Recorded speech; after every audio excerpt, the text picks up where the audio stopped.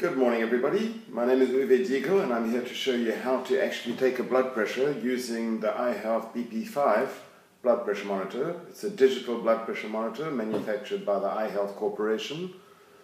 Alright, so the first thing to do is obviously to buy this stunning device and of course to download the app. The app you will find it on the App Store, on the Google Play Store. It's available on any of the normal platforms out there.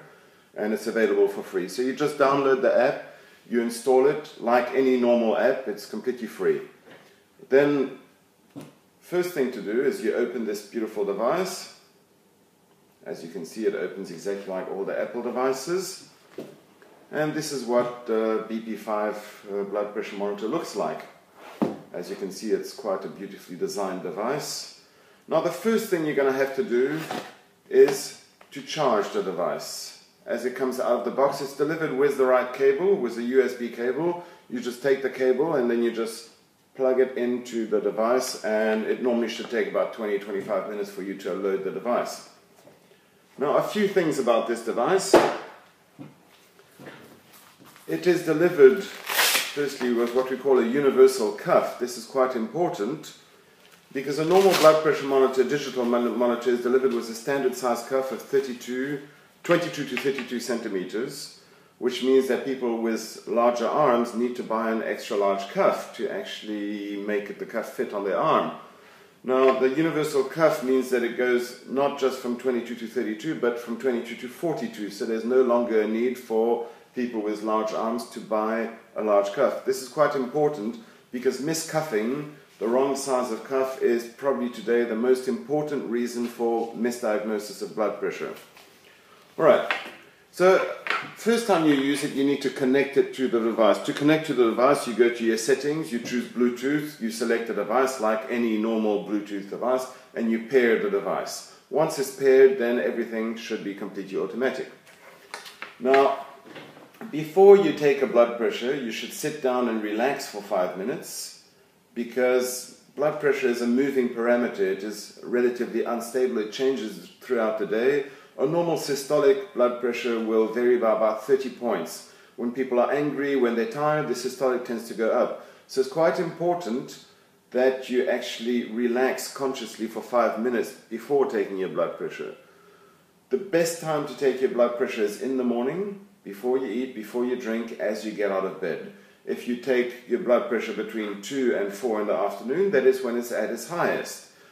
Generally, we eat at lunchtime, and the eating process the digestion process uses oxygen, which means that your blood pressure tends to be a bit higher between 2 to 4.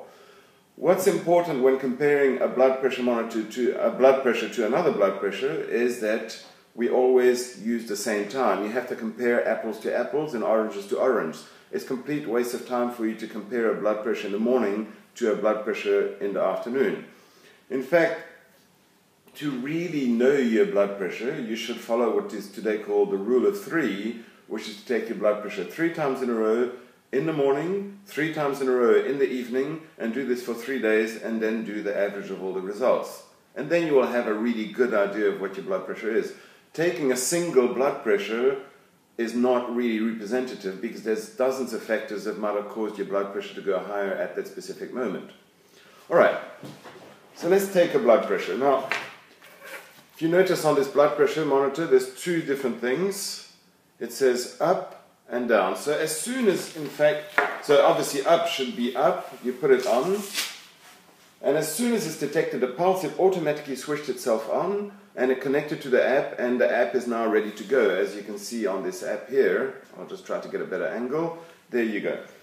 And now you put the blood pressure monitor somewhere in the crook of the arm, like this, right here, so that it's in line with the line of your main artery. You just close it by putting it not too tight, you should be able to slip a finger in without too much difficulty. Alright? Now it's automatically connected. One thing that's important is that these are devices, all home devices are calibrated for the left arm. This is universal to all digital devices. This is not because it's closer to the heart, it's because there's a difference between 0.8% between the two arms, 0.8% higher on the right arm because of the direct artery that's going to the left arm, whereas the one here goes at the bottom is divided into two arteries that go around the stomach and up to the neck. Now, the reason why they calibrated for the left arm is a relatively simple one. It's because today 90% of all people are right-handed.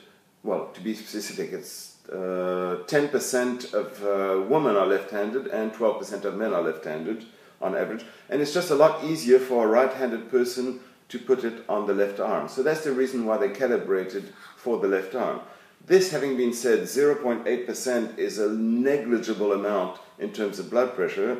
So it doesn't really matter which side you use. What is important is that you always use the same arm, so you can compare again apples to apples. Right, so now I've put it on the arm. Now obviously these are not the right conditions for me to take my blood pressure. I should relax without talking 4 or 5 minutes before taking the blood pressure. This having been said, this is just to show you how it works. So once I'm installed, I rest my arm on the back of the table, rest my hand, and I'm relaxed. I consciously relax, and then I just click the start button. Now the device starts inflating. I'll again try to get a better angle. Here you go. And here you see my heart. This is my heart beating here in real time. I have a relatively steady pulse. And here you see the oscillometric pulse wave that is appearing. And here you see the pressure in the cuff.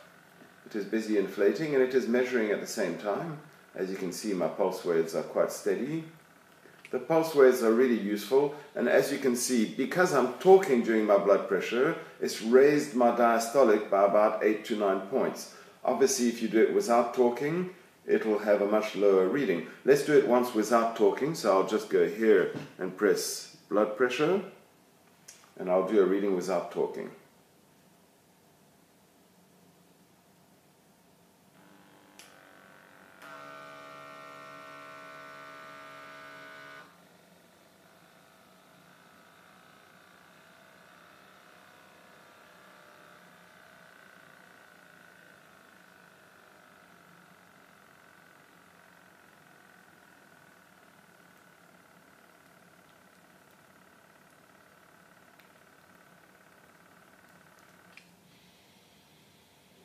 And now it's dropped to 91. And now let's just one more reading where I'm completely relaxed, because it takes 5 minutes for the blood pressure to completely stabilize.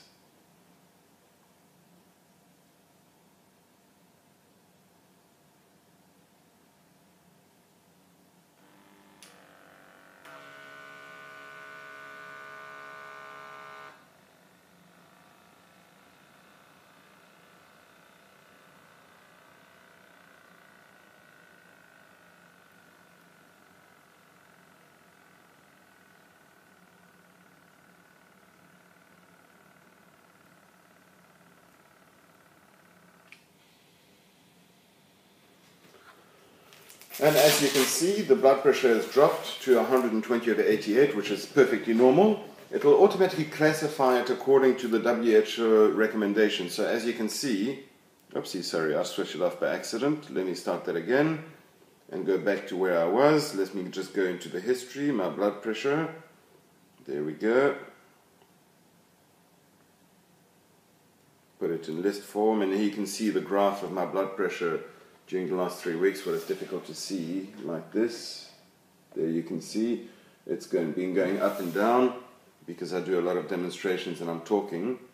And here you can also, of course, send the result directly to your doctor if you want, by email, or you can send the pictures. And let's put it in list format so I can actually just go back to the reading and explain what the reading means.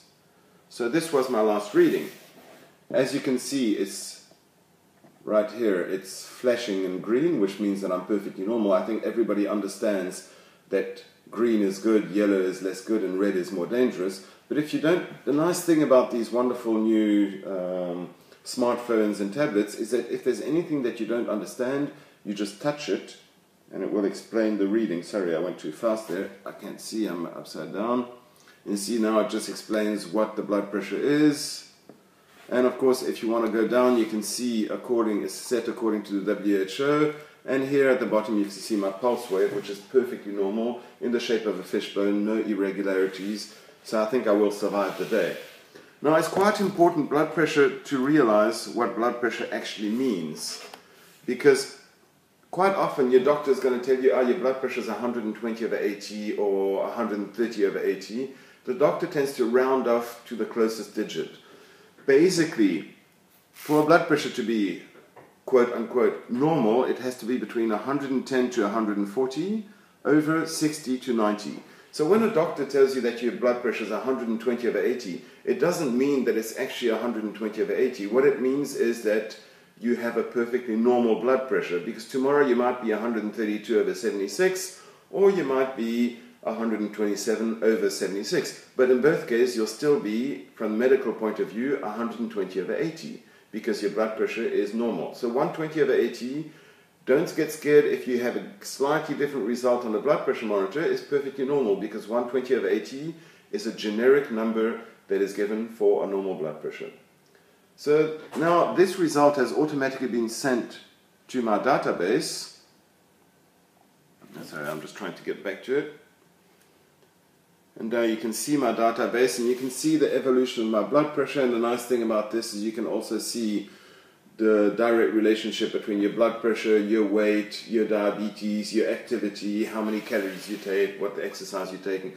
So this is really what these new generation of blood pressure monitors bring. It's really, I mean, taking a reading is easy. It's knowing what to do with the result that is important. So this was the iHealth blood pressure monitor, the iHealth BP5. I hope you like it. If you need any more information, just go to www.ihealthlabs.eu or ihealthlabs.com. Have a great day.